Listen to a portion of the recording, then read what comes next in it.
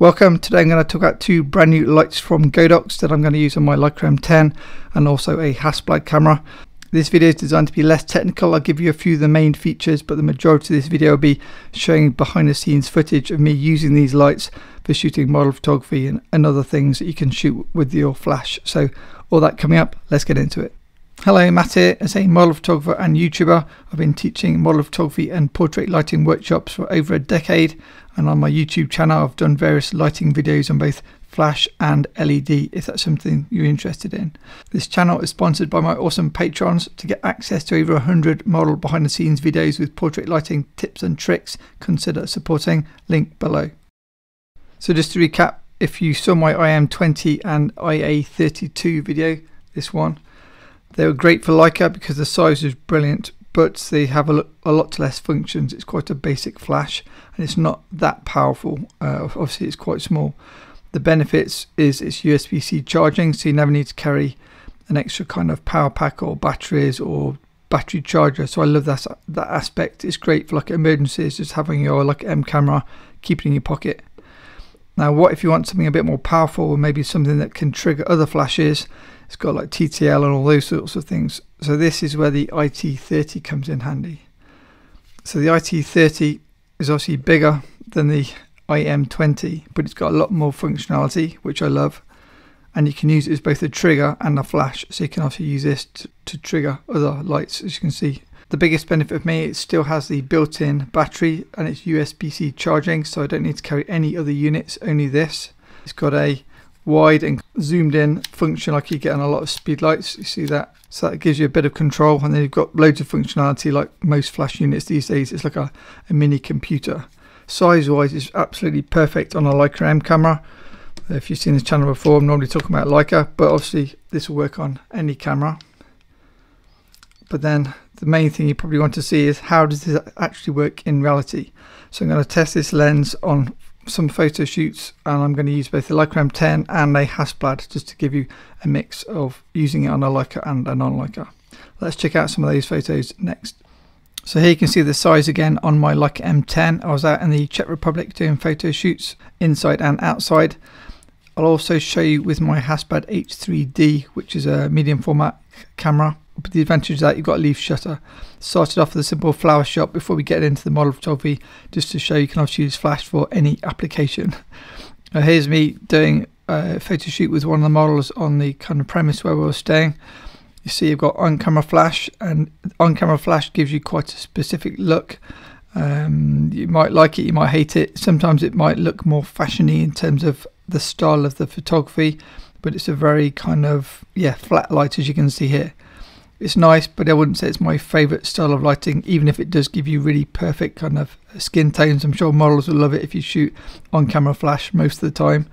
But yeah, normally I shoot off-camera flash. So what you're going to see coming up is me using a mix of on-camera flash and off-camera flash. You can see I've also got the X3 trigger in my hand, so I really was switching between the two. Testing on-camera flash mostly for this video to give you some examples, and then also using off-camera flash for kind of the more usual lighting I use for model photography. You can see it just looks a bit kind of green screened because the light's enough to light the model, but it's not enough to light the background, so you get that kind of green screen look where the light's artificial because the model's lit and the backgrounds are not. So yeah, it's not my favourite style of photography with on-camera flash. Now you can also use the light as a trigger. So here you can see first I'm going to use it as a fill flash. So I'm going to use the on-camera flash actually firing the flash, but it's also firing an off-camera flash, which is a AD600. You can see with a softbox on in the distance where next to the model. You can see the flash on the camera is lighting the leaves nearest to the camera.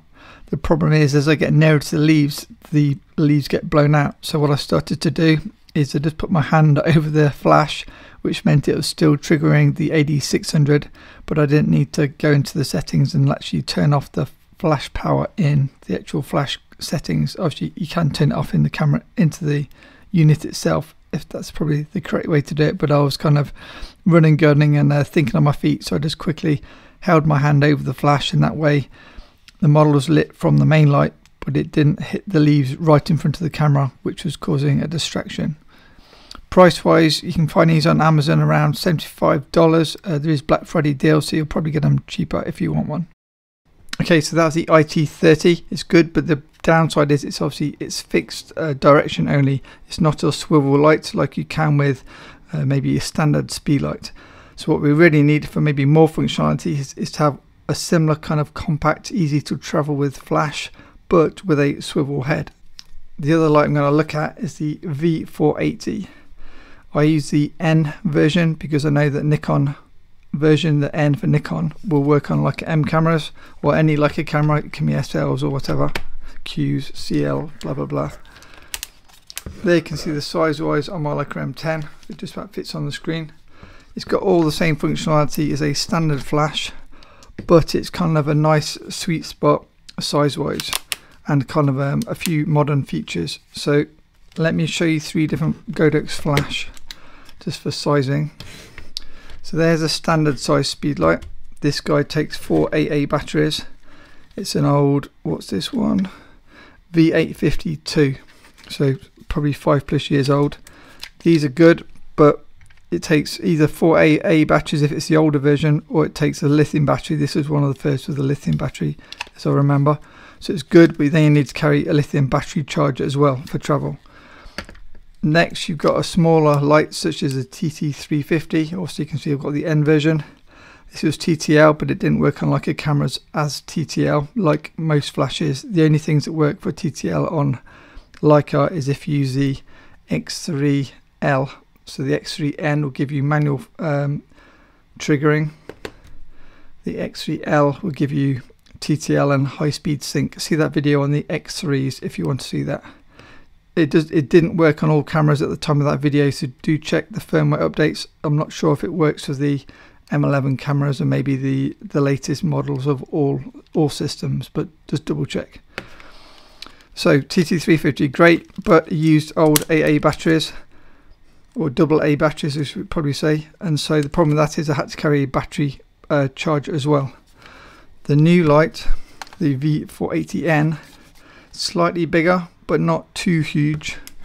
Probably similar size to a Godox AD100 Pro, but with the advantage that you can sit it on the top of your camera for on-camera or off-camera flash. The other benefit is it's got a few nice features. Number 1, USB-C charging. Again, absolutely love that feature. You've got some ports so you can run it to, say, I don't know, a Leica M3 or Leica M2 or Leica M4, older Leica M film cameras where you need to run it from a cable. You can do that with this one, where a lot of maybe cheaper flashes, they don't have this port. And then a few other really nice features. If I can open it, it's got a lithium battery, which is great, but what's even better, it's got a lithium battery which is USB-C charging without an additional charging unit. So obviously you just plug the wire straight into here. So I absolutely love that feature. So that's the light I'm going to show you next. It does all the same features as you'll get from any other modern speed light, but size wise it's a bit smaller than some of the big full size professional speed lights, if you want to call it that. The professional speed lights from some years ago, before other styles of lighting became more popular. I'll show you on camera and off camera a few other setups, and I'll also show you how to use the modeling light. Okay, let's take a look at some photos. Okay, so here's some more footage from one of my behind the scenes videos on Patreon. See Patreon for all the videos in full if you want to watch in full. You can see I'm using the V480 on the camera and then I'm bouncing it off the wall. So I've turned the head to the left of me, bouncing off the white wall, which then bounces back to model, which gives you like a big light source from a tiny on-camera flash. So that's an easy way to do it. Another way you can do it is to take your flash off camera. And for indoors, I'm starting to use these like super clamps. You can find them on Amazon. Small rig and various people make them. And then because it's off camera, I need a trigger. So I'm using the X3 trigger. You can see me taking off the camera there. And then I'm just going to use a little grip head. So you can get them on Amazon, and then you need a little ball head. And then that allows me to just attach it to, I don't know, a tree branch, or in this case, the bed head, anything without needing to carry a light stand. So I'm loving this setup at the moment.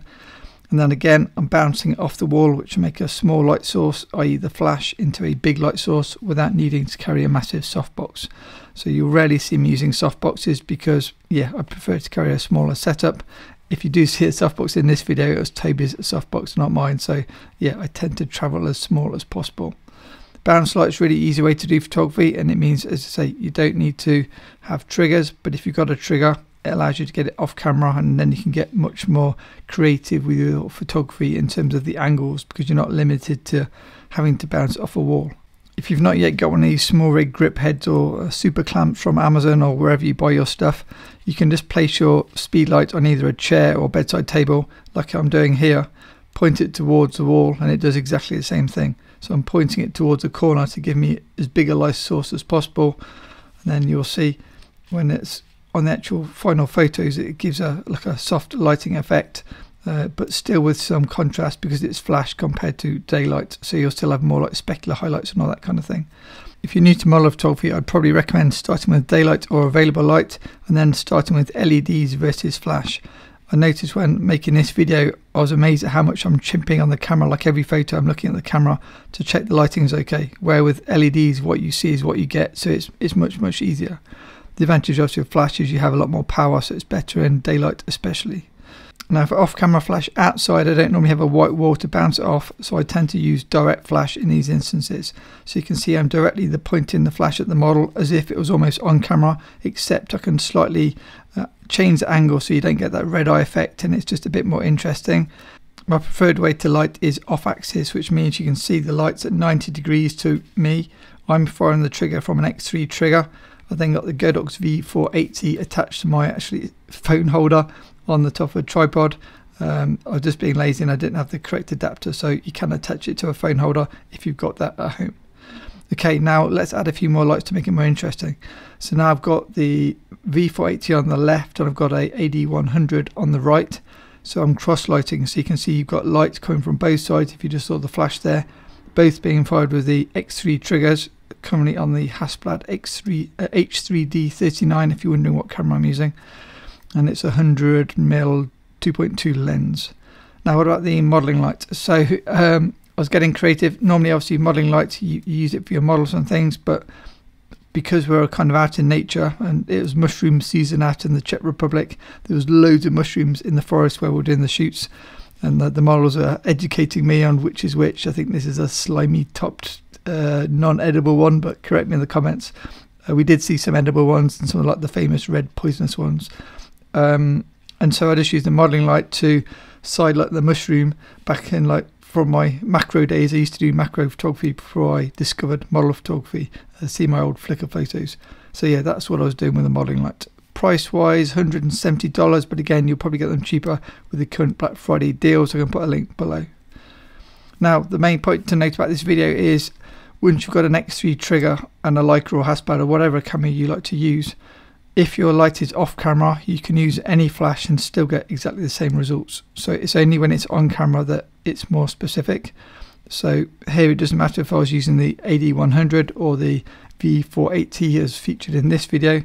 The advantage of the AD100 is you get more power. The advantage of the 480 is you can have it on camera and off camera. We're of course not limited to small lights as well.